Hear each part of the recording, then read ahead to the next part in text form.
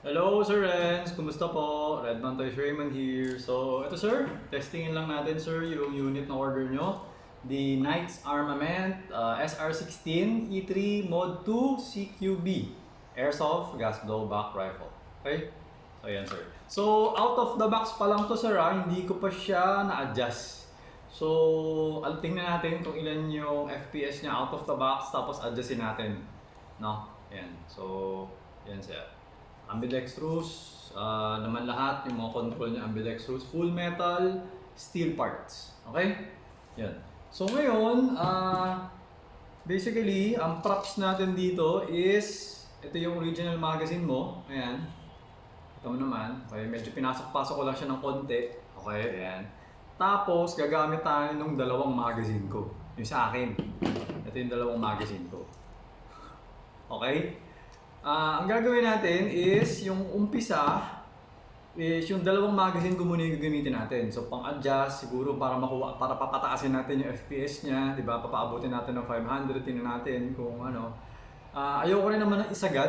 Basta ilalagay ko na siya doon sa parang feeling ko na ito pwede na to. Ito mataas na to, parang ganoon. Kasi katulad ng sinasabi ko sa mga video, kailangan natin mapanatili yung rate of fire, para more or less yung rate of fire hindi ma-sacrifice, parang ganun. Kasi kumbaga makuha natin yung mataas na rate of fire and at the same time mataas na FPS. Parang sa tingin ko yun dapat yung tamang setting.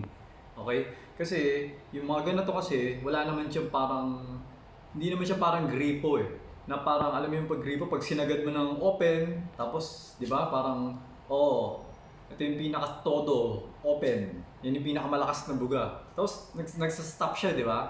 Yung ganito kasi hindi. So talagang pag ikot ka lang ng ikot nung ano niya, yung sa may nozzle niya, yung sa ano niya, sa nozzle, pwede siyang maikot to the point na wala na siyang blowback. Lahat ng power niya napunta na sa yung labas lang, puro harap na lang. Mas mapupunta sa likod, wala na masi-zero. Maku-close siya. So hindi na siya magba-blowback. So hindi magpa-function maayos yung unit mo. Ganun siya wala siya nung stop. Hindi siya katulad nung ibang unit like sino ba meron? Si Lonex yata, yung kay Lonex yata may stop Parang hindi ko na masyado matanda kasi medyo matagal ko na rin since last na nakalikot yung Lonex. Pero alam ko merong certain units na adjustable yung FPS na may stop. Okay? Pero kay Lonex kasi hindi siya umabot ng 500 plus, hanggang 400 lang siya. So parang 300 or 200 to 400 lang siya. Parang ganon. So, yun naman yun sa kanya. Hindi siya umabot katulad na to na parang umabot ng 500. So, pwede siguro umabot ng 600. Pero napag-usapan na natin yun kung paano papabutin, di ba? Sa baka barrel. May posibilidad kasi na pwede. Okay? Pero hindi ko pa natatry. So, kasi parang ang konti na lang kasi ng difference. Di ba? Parang bilhin mo, pag napaabot natin ng 542, kunwari lang, napaabot natin ng 540, tapos gusto mo gawing 600, that's only 60 FPS. Di ba? 540, tapos nadagdagan mo na lang ng 60 FPS para maging 600. Tapos ang gagawin mo, ang daming parang papalatan, baka kailangan palatan mo yung inner barrel, mahal din yung inner barrel So parang for that 60 FPS, parang para sa akin parang hindi na siya worth. Airsoft lang naman 'to Ganun lang. Okay? So, ayun.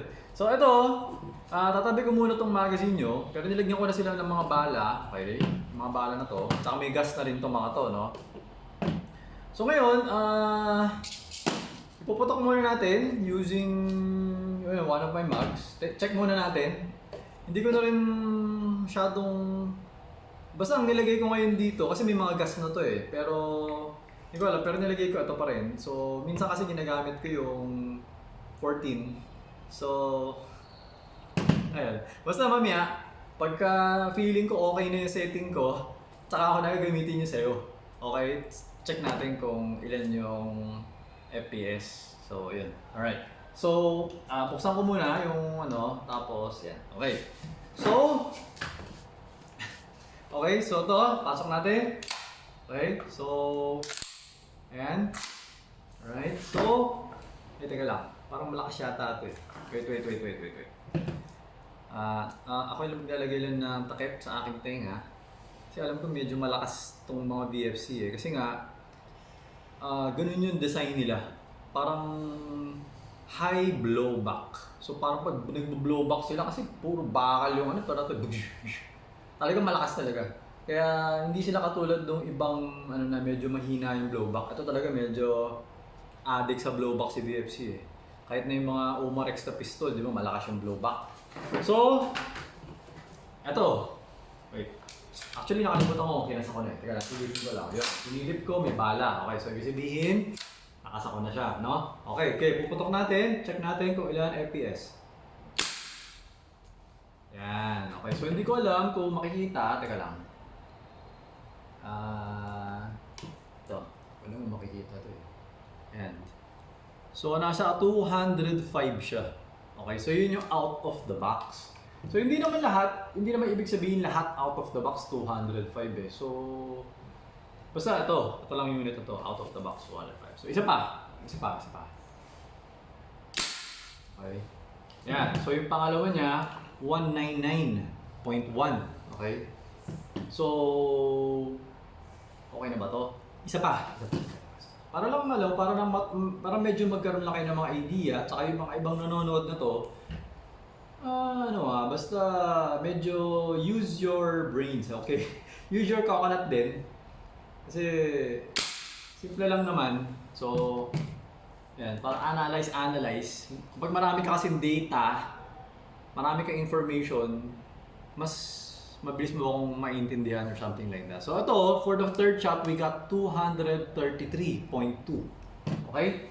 So, isa pa nga, last na siguro to. Okay? So yan. So for the fourth shot, 230. Yun nakuha natin. Yan. 230. Okay? So ngayon, rate of fire naman na testing natin. Full auto naman. Full auto. Okay, game. Full auto naman. Full auto.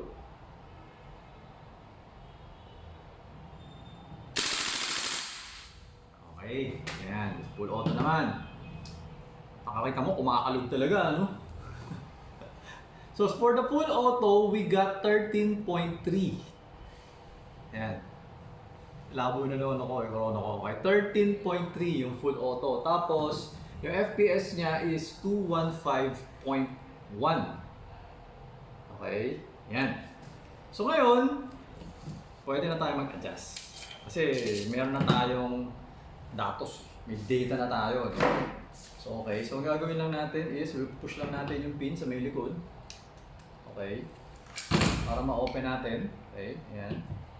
Then, alisin natin yung bolt carrier group na steel. Okay, so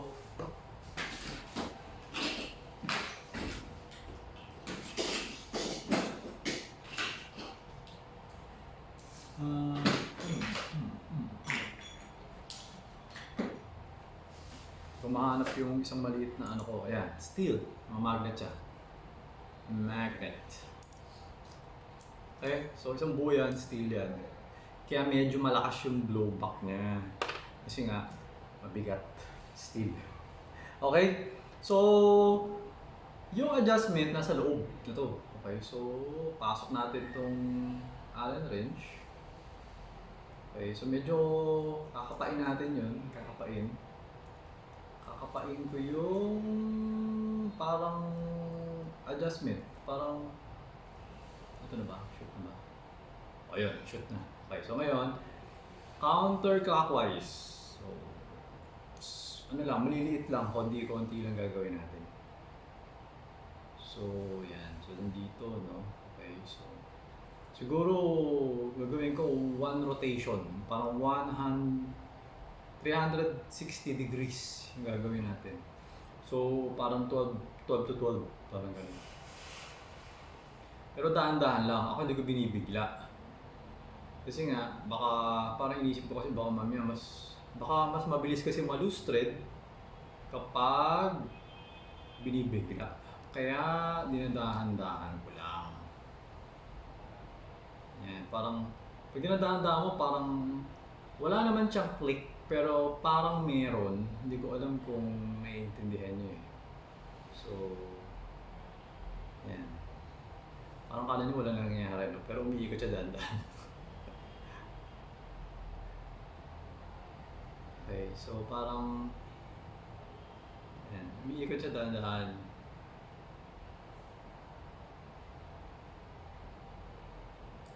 Okay? Kaya kulang pa. Hindi pa siya nakaka-180. Yan. Naka-180 na. 360. Sorry. 360 degree turn na yung valve niya sa loob. Okay? So kaya babalik na natin.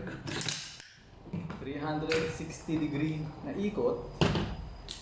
I-check ngayon natin kung ilan ngayon yung FPS niya. Kasi parang in-open natin. So to, balik natin. No? Okay? So, doon sa mga makapanood itong video na to, nagtatanong kayo, if ever mapaisip ninyo kung bakit kailangan ko gumamit ng 3 magazine at bakit kailangan huling-huli ko gagamitin yung isang mag. Eh kasi nga, di ba, kapag gas type, kapag bumabaril ka, kada putok mo, bumababa ng konti yung FPS niya. Kumbaga, kahit sa pistol nyo, di ba, parang ano siya eh, parang pag nag-spray ka ng Lysol, nag-spray ka ng Baygon, di ba, yung mga ganon. So ano nangyayari? 'Di ba lumalamig yung lata tapos parang napapansin mo humihina yung pressure. Same yung concept niya, ganoon siya. So since hinahabol kasi natin is FPS, gusto natin makuha yung highest FPS. So pagka gamit tayo ng isang magazine tapos barrel tayo ng barrel, lalamig tong magazine eh. Bababa yung pressure. Mahihirapan natin makuha yung parang actual na FPS niya. Kasi nga lumalamig siya.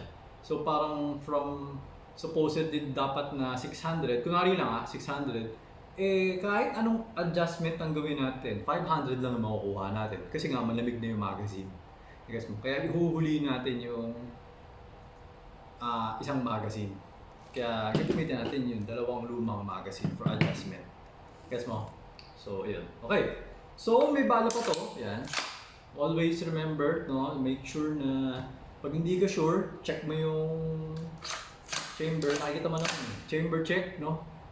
It's always better to be safe than sorry. Okay? Kahit nasa tunay na barrel, kung ganyan, pag hindi ka sure, keep your trigger finger out, tapos chamber check, may bala ba? Meron. Kaya huwag mo iisipin, wala namang magazine, walang bala yan. Hindi, kailangan check ka parate para sigurado. Okay, so ito naman. Check natin. Wait, namatay yung pronoun. Okay, so testing. Yun. So, yung FPS natin ngayon is nasa 394 na, 0.7. Ayan. Okay, 394.7 na siya. So, after niya umikot ng isang 360 degree, 394 na siya. Saka, 389. Pakita ko pa ba? Hindi na. 389. 390, 409, 392.8. So obviously malayo pa tayo sa 500. So ngayon, ako ba ay mag-testing ng full auto? Teka nga. Malayo pa naman ako sa... Hindi, malayo pa naman tayo sa ating objective. So, bubuksan ko siya ulit. Tapos, adjustin natin ulit. Ayan, so, ganoon lang naman. Kaya medyo kailangan medyo tsatsagain mo lang talaga kasi nga, medyo matagal. So, teka lang, masarap ba yun?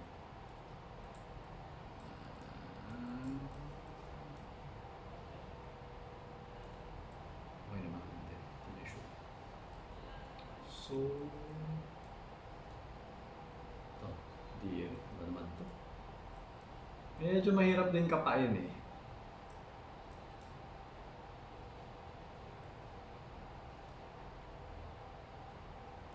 Hindi ko makuha.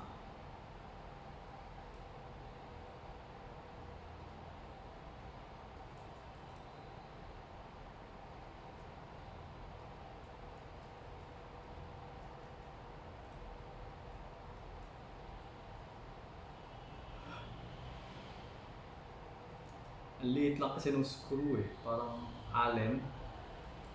Ang liit na nung Allen. So, tapos malaki yung space sa loob. Uy, mga kapahirapan. Mahaba yung video natin.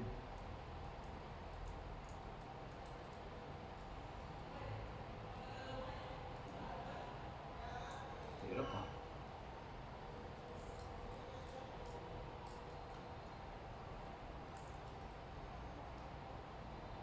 Yun. Grabe. Okay, so ayan. Makikita mo, ganyan siya, di ba? Nakakaano na ako, 15 minutes na tayo. So, ikutin ulit natin, counterclockwise.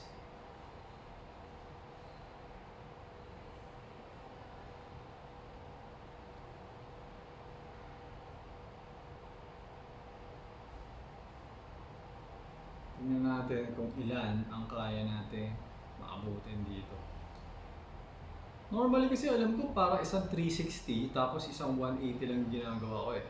Or depende. Gawin ko kayang dalawang 360, so magiging 720 siya kasi nga masyadong mababa. Hindi ko rin alam eh actually. Kaya yun talaga medyo mahirap kasi nga wala kasi siya yung sagad-sagad. No? Kaya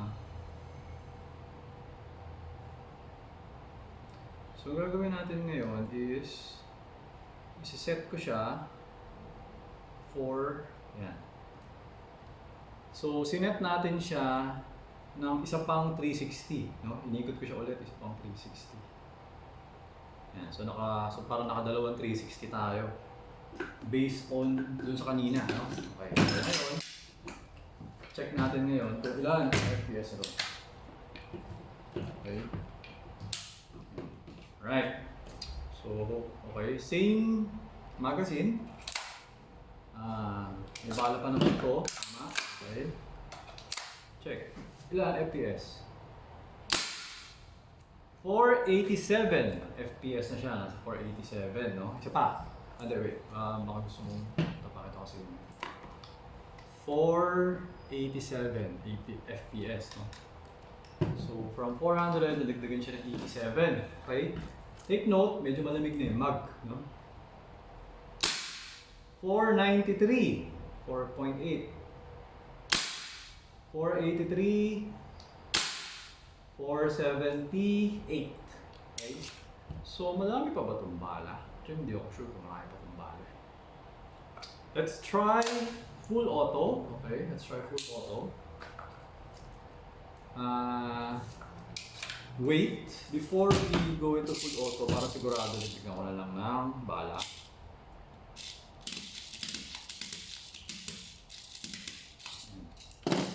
Tapos, dagdagan ko na lang ulit ng gas. No? Kasi nga, medyo madami tayong Alright, so yeah, full auto, game, firing.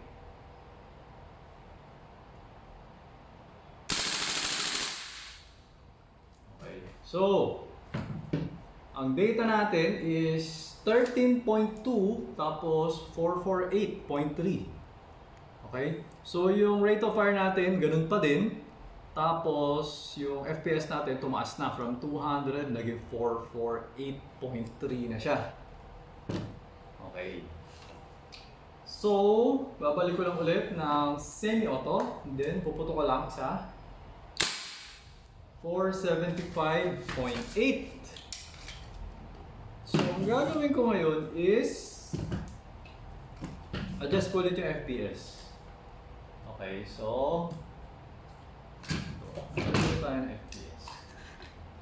So, plus ulit tayo. Plus ito, kapaan na naman to. Sana Superman lang ako eh, no? Ma-X-ray vision ko na lang ito. Makita ko kung ano. Hindi ako nahihirapan. Yun, shoot na. Okay. So, yun. So, hinanap ko na lang yung position ko kanina. So, ngayon, ang gagawin ko, 180 lang.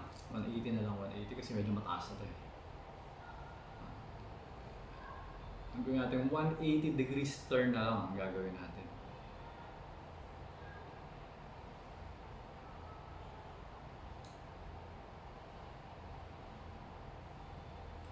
So, ganito lang talaga ang pag-adjust.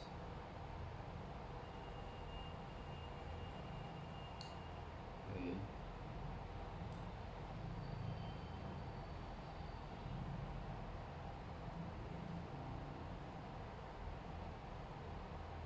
Yan. 180 degree na lang yung ginamit natin. Okay.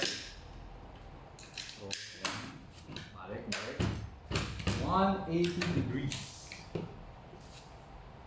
So, iba-iba siya. Hindi siya parating 360, 180 ah. Hindi ah. So, depende dun sa pwesto kasi. Eh, hindi naman kasi siya fix eh. Diba? So, okay. So, ito. Testingin natin. Tingnan natin kung ano ang FPS nito. Yan. So, umabot na tayo ng 512.4. Ayan. 512.4 na siya, no? So, ilan tayo kanina? From 470 or no? 490, no? So, inikat natin ng 180. So, parang medyo malaki yung inikot natin, pero parang konti na lang yung dumagdag, no? Okay. So, yan. Isa pa nga FPS ulit. 509, 504.6. Okay? So ngayon, testing natin, full auto. Parang feeling ko kasi okay na to. Wala na akong bala. So, teka, nag-open ano siya? Nag-open bolt. Yan. Open bolt. Ang FPS natin is nasa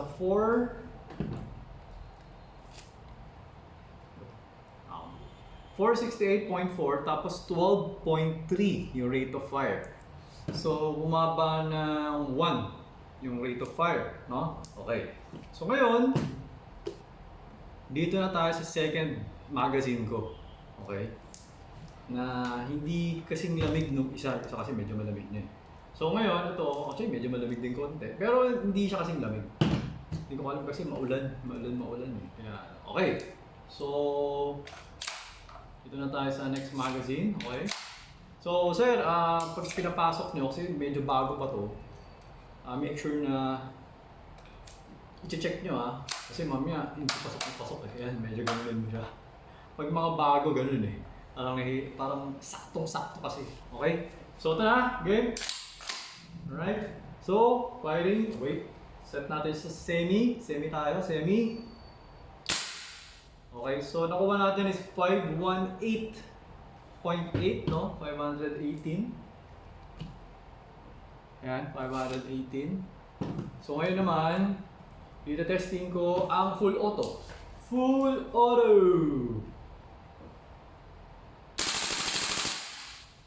Okay, 12.7. So,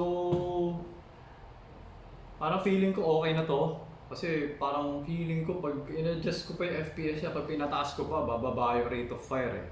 So, nasa 12.7 na tayo kasi parang wala tayo sa 13 eh, di ba? Kaya parang feeling ko okay na to, good na to for me. Okay? Maganda rin yung mataas na rate of fire ito, sinasabi ko. Okay? So, ayan. So, testing ulit natin FPS. Ay, teka. Pakita ko na lang sa inyo. Okay? Sir, sa rents, ito. Yeah, 12.7, then 481, no? 481. Okay. So, semi, yan, 508. So, nasa 500 FPS na tayo.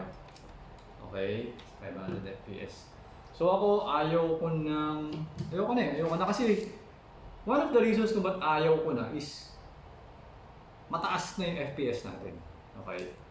Mangyayari kasi niyan, pag in-adjust pa natin sa taas, baka konting-konti na lang, tapos bumaba na yung effect ng rate of fire. Tapos ang gagawin natin, mag-a-adjust na naman tayo pabalik. Yun yung medyo ayaw ko na part. Kaya, for me, okay na ako dito sa setting na to. Yun. Kasi ayoko yung adjust up, adjust down, adjust up. Siguro sa sariling unit ko, nag-experiment ako, okay lang kahit na siguro masira or something for knowledge purposes, di ba? Pero syempre, for my customers, wag na. Nag-guess nyo, wag na. Parang okay na yan. Para hindi siya masira. Syempre, ayoko na sira yung unit nyo. Di ba? Ganun yun. Kaya parang pagdating sa client, sa customers, parang pwede na yan. Huwag nyo na masyadong sagadin. Parang ganun. Pero syempre, kung marami naman kayong budget, malaki naman budget nyo, kulitin nyo ako. Sabihin nyo sa akin, sir, okay lang kahit masira. Sige, tirahin nyo yan. Para naman hindi ako yung parang hindi ako makonsensya na kakalikutin ko. Tapos bigla masira, magalit kayo sa akin. Ganun.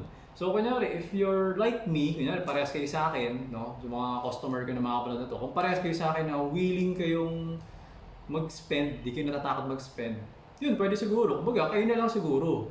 Kayo na lang magkalikot. Kung gusto nyo. Pwede ka naman siguro kayo bigyan ng Allen wrench, yung pang-adjust. Pwede naman siguro. Pwede ko kayo bigyan. Sabihin nyo lang sa akin kung sabihin mo, sir, pwede ba humingi ng pang-adjust? Bigyan ko kayo pag gusto nyo.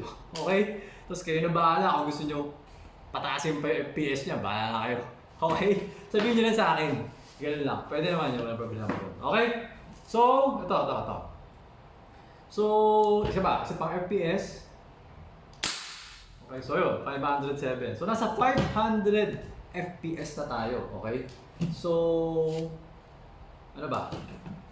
Tingin ko, okay na to eh. Ako na siya kalikutin.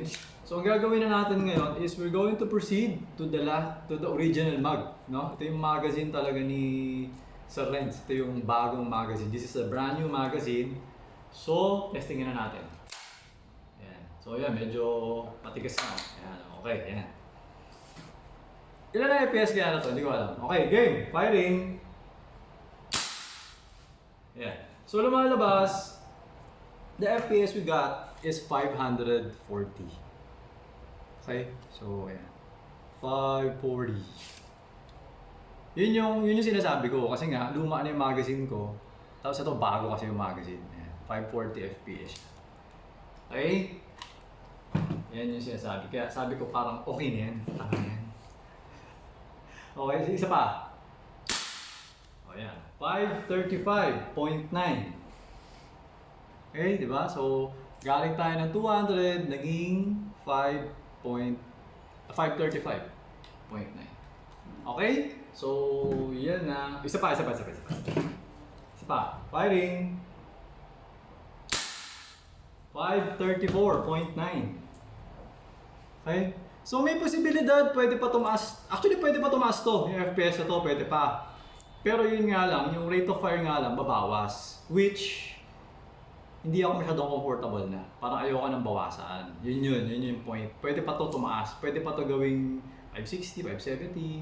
Pwede pa, pero masasacrifice kasi yung rate of fire. Kaya ayoko na siyang kalikutin. Okay? So ngayon, for the last test natin, sa rate of fire tayo magte-test. Okay? So rate of fire, firing, full auto. Okay? So, ayan. Nag-open bolt. Okay, yan. Open bolt. Okay. Ayan siya. So, pag open bolt, syempre, pwede mong i-press to para mag-bolt. Pero, this is not my unit anymore. This is the unit of Sir Renz. So, medyo ingatan ko siya. So, hihilain ko yung bolt carrier. Okay? Hilain ko yung charging handle para matras yung bolt carrier. Ma-release yung bolt catch. Tapos, bumalik siya. Okay? Hammer down. Okay? Tapos, ito na. Pakita ko na sa inyo yung data. So, for the rate of fire, we got 13.3 rate of fire niya. Okay? Tapos, yung FPS, yung average FPS nung full auto natin is nasa 465.9. Okay? Okay, guys? Okay, Sir Renz? Hope you're happy with what we did to your unit, to yung adjustment natin. Medyo umabot tayo ng 30 minutes na sa pag-adjust na ng unit mo. Okay? So, ayun sir. Okay na itong unit mo. Ipapako na siya para mapa-deliver ko na siya sa inyo. Okay? So, ayun Sir Renz. And to everyone watching, thank you for watching. Sir Renz, thank you for your order. Until next transaction po. Everyone, always remember to stay safe, stay great. Be good and be thankful always. God bless po Sir Reds and God bless po everyone. Bye-bye.